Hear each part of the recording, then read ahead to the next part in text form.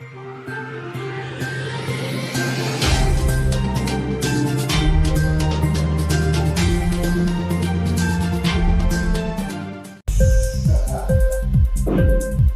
TV prime time news కి స్వాగతం.